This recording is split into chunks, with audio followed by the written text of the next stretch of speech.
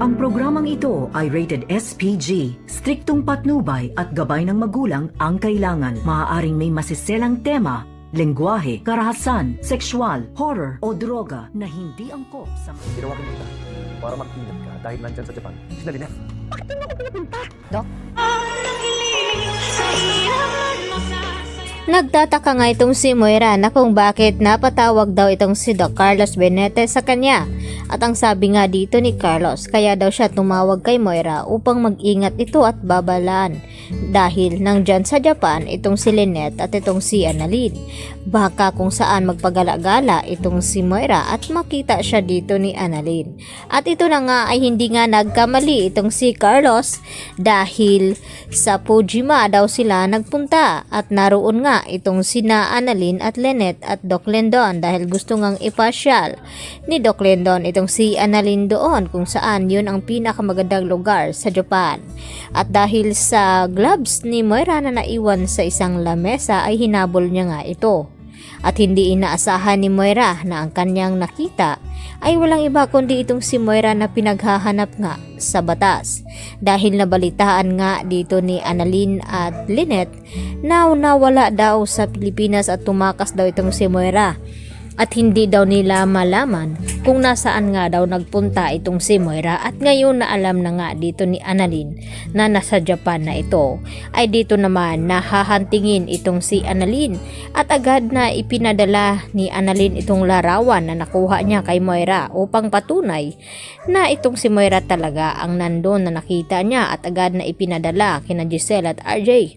At dito naman agad na sinabi ni Giselle kay RJ na nasa Japan lang pala itong si Moira at kinakailangan nga nilang sumunod doon kina Annalyn at Lynette baka kung ano daw ang gawin ni Moira dito kina Lynette at Annalyn, lalo pa na hindi nga sinamahan itong sina Lynette ni Carlos Benitez.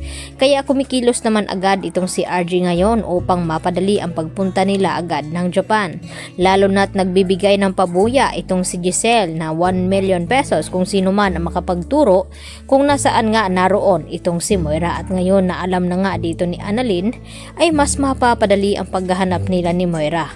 At ngayon naman ay agad din na nalaman dito ni Zoe at agad din naman na ibinalita ni Zoe sa kanyang ina na si Moira na mag-ingat daw dahil ngayon ay alam na nga ni RJ at Giselle na nasa Japan daw itong si Moira dahil kay Annalyn, dahil sa nakita nga ni Annalyn habang may kausap nga itong si Moira dito sa kakilala nga ni Carlos Benitez upang baguhin naman ang identity dito ni Moira. At kahit anong gawin ni Moira ay hindi niya talaga matatakasan itong batas upang bigyan ng hustisya itong nangyari kay Don Pepe. At hindi naman titigil itong si Giselle na ganoon na lamang na makakatakas itong si Moira sa batas.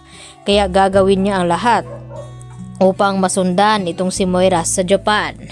At dito naman na kinausap din ni Lynette itong si Doc Lindon Javier at tinanong kung may gusto ba daw siya dito kay Annalyn. At agad na hindi naman makakasagot itong si Doc Lindon at baka hindi rin niya aminin dito kay Lynette at nahihiya lamang ito dahil nahahalata nga ngayon ni Lynette na parang may kakaiba nga na hangarin itong si Doc Lindon Javier dito nga kay Annalyn Santos. At hindi naman tutol itong si Lynette dito kay Doc Lindon dahil alam niya na mabuting tao naman ito. At ang pakiusap lamang dito ni Lynette kay Doc Lindon na sana ay huwag daw saktan itong kanyang anak dahil alam niya na kung gaano niya kamahal ito. Kaya yan naman ang ating pakaabangan bukas mga kapuso kung pati itong si Doc Carlos ay agad din nasusunod dito sa Japan, lalo na't malalaman niya na pupunta din itong si RJ at Giselle doon upang puntahan itong sina Annalyn at Lynette dahil baka kung ano ang gawin nga dito ni Moira. Kaya magkakaalaman na nga yan bukas. Kaya yan po ang ating patuloy na pakaabangan at hanggang dito na lamang.